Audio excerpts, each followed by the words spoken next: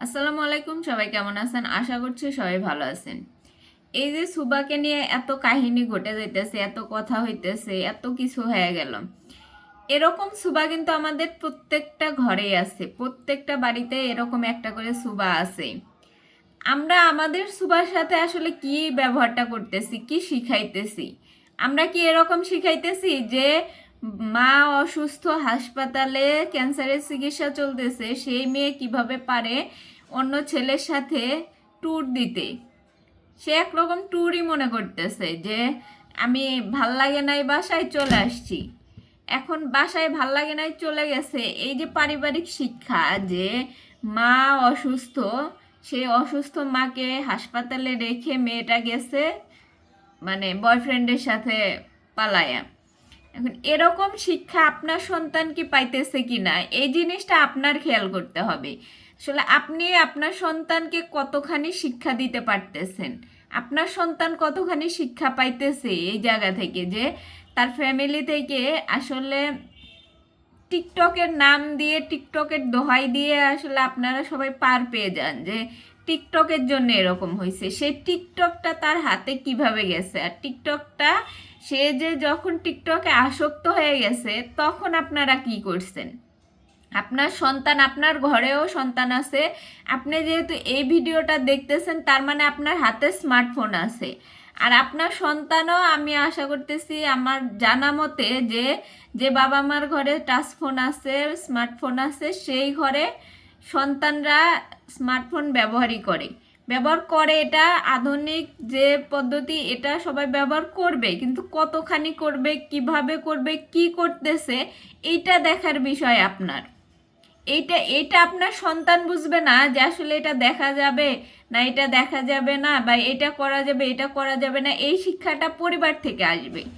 যদি যৌথ পরিবার হইতো তাহলে অন্তত ন্যূনতম শিক্ষাটুকু তার থাকতো। একক পরিবারে এখন বর্তমানে এত বেশি বেড়ে গেছে যে একক পরিবারের সন্তানরাই আসলে ভুল পথে বেশি যায়।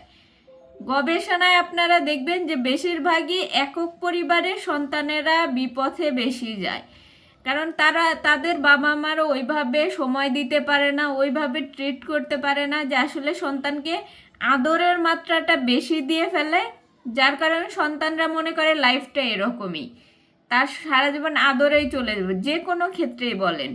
শুধু এই যে সুবার এই ঘটনা না, একটা সন্তানের শুরুর থেকে ভবিষ্যৎ যতটুকু বয়স হোক না কেন, সে কি শিক্ষাটা পাইতেছে, তার শিক্ষাটা কিভাবে কাজে লাগাইতেছে, এই জিনিসটা দেখার বিষয় পরিবার থেকে। স্কুল কিন্তু আমাদের এই শিক্ষা দিবে না যে তোমার বাবা মাকে কিভাবে সম্মান করতে হবে, মুরব্বীদের কিভাবে সম্মান করতে হবে। এই জিনিসটা কিন্তু স্কুল থেকে শিখায় না, এই জিনিসটা পরিবার থেকে আসে। স্কুল থেকে শুধু শিখাবে তুমি যে শিক্ষাটা পেয়েছো সেই শিক্ষাটাকে আগে কিভাবে ভালো করা যায়, এই জিনিসটা স্কুল থেকে শিখায়। আর আপনার পরিবার থেকেই আপনি সন্তানকে যে শিক্ষাটা দিবেন, যেভাবে তার মেন্টালিটি তৈরি করার চেষ্টা করবেন, সেভাবেই সে হয়ে উঠবে। তার মানে তার উপর জোর চাপিয়ে না। কারণ ছোটবেলা থেকে আপনি ফোন দিয়ে রাখছেন, কি করতেছে না করতেছে সেদিকে আর আপনার খেয়াল নেই। আপনার সন্তান একদিকে ফোন নিয়ে পড়ে আছে, আপনি আর একদিকে ফোন নিয়ে পড়ে আছেন, আপনার স্ত্রী টিভি নিয়ে পড়ে আছে, তাহলে তো হবে না।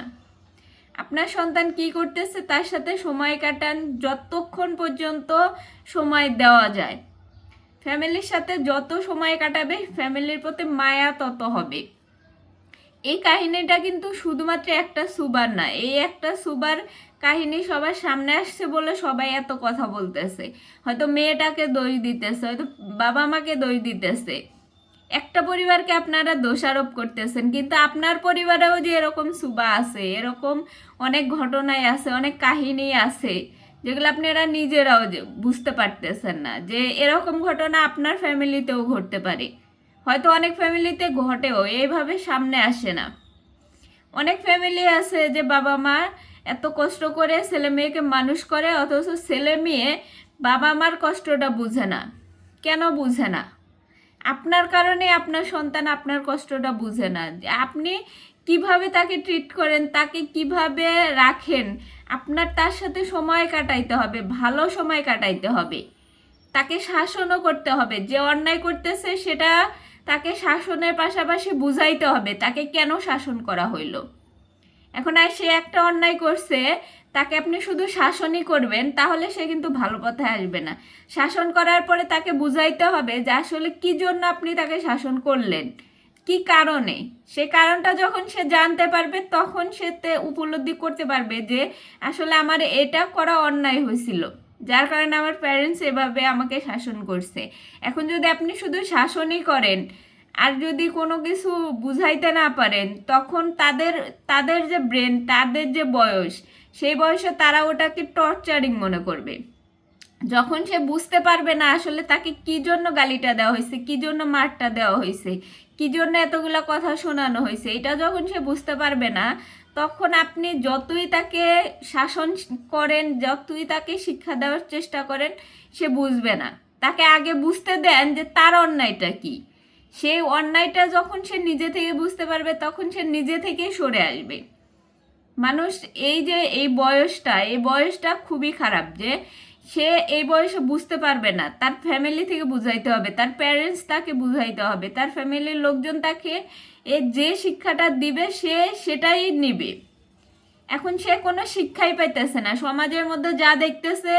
তারপরে এই যে বিভিন্ন রকমের কে ড্রামা বলেন বা বিটিএস বলেন, এইগুলা ধরনের ফ্যান্টাসি জগতে তারা যখন চলে যায়, তখন মনে করে যে দুনিয়াটা এরকমই, লাইফটা এরকমই, এনজয় করব, যেখানে খুশি সেখানে ঘুরবো ফিরবো, মানে লাইফটা এরকমই। যখন তারা এরকম মনে করে মুভিতে, বা তারা যে মোবাইলের ভিতরে যেগুলা দেখে, যে ফ্যান্টাসি জগৎ, যে ফ্যান্সি জগৎগুলা, যে অমুকে এটা করতেছে তমকে এটা করতেছে, তাদের ভিতরে ওইটা করার ইচ্ছা জাগে। যখন তারা ওইটা ভিতরে ধারণ করে যে হ্যাঁ অমুক তো বয়ফ্রেন্ড নিয়ে ঘুরতেছে, অমুক তো এইখানে খাইতেছে, অমুক তো এইখানে ঘুরতেছে, মানে সেও তাদের মতো হতে চায়।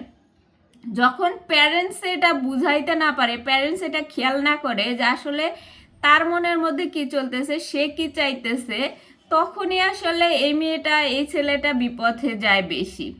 এই জন্য প্যারেন্টসকে এদিকে খেয়াল রাখতে হবে, কারণ এই বয়সটা তারা যেটা দেখতেছে সেটাই করার চেষ্টা করবে, সেটাই করতেছে।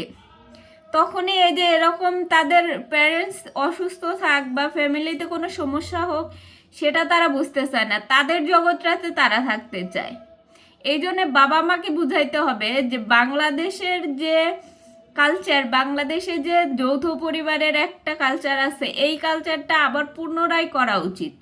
যে যৌথ পরিবারে থাকলে বাবা মা চাচা চাচি দাদা দাদি সবাই মিলে যখন একসাথে থাকবে, তখন দেখতে পারবে কে কি করতেছে। একটা ভালো একটা সময় যখন সবাই মিলে কাটাবে, তখন দেখা যাবে যে সে তার ব্রেনটা ডেভেলপ করতে পারবে, এইভাবে ফ্যান্টাসি জগতে ঘুরপাক খাবে না। তো এই জন্যে আসলে এই যৌথ পরিবারটা খুবই দরকার। একক পরিবারেও যদি থাকে, তারপরেও বাবা মা দুজনকেই খুব ভালো একটা সময় দিতে হবে সন্তানের পিছনে। এখন সন্তানের পিছনে যদি তারা সময়ই না দেয়, সন্তান তো তাদের এরকম কাজ করবেই। আর যদিও সময় দেয়, আপনি আপনার সন্তানকে যথেষ্ট সময় দিতেছেন, সব কিছু করতেছেন, কিন্তু আপনার সে জায়গায় শাসনের বদলে, আপনার বুঝানোর বদলে আপনি তাকে অতিমাত্রায় আদর দিতেছেন, অতিমাত্রায় সব কিছু করার জন্য উৎসাহিত করতেছেন। সব কিছু করবে কিন্তু মাত্রার মধ্যে রেখে। অতিরিক্ত যখনই বেশি কিছু করবে তখনই তাদের বিপদটাও হবে। তো আপনার ঘরে যে সুবা আছে তাকে নিরাপদ রাখুন, সে কি করতেছে না করতেছে সেটা দেখেন। আর আপনার ঘরে সুবা যেন এরকম ধরনের কাজ না করে সেই দিকে খেয়াল রাখুন। কারণ আপনার প্যারেন্টিং যত ভালো হবে, আপনার সন্তান যত ভালো হবে, আপনার তত সুনাম হবে, আপনার নিজের জন্য ভালো। অন্তত এই যে সুবার বাবার যে কান্না, এই কান্নাটা অন্তত আপনাকে কাটতে হবে না। তো নিজের সুবার দিকে খেয়াল রাখুন। সবাই ভালো থাকুন। আল্লাহ হাফেজ।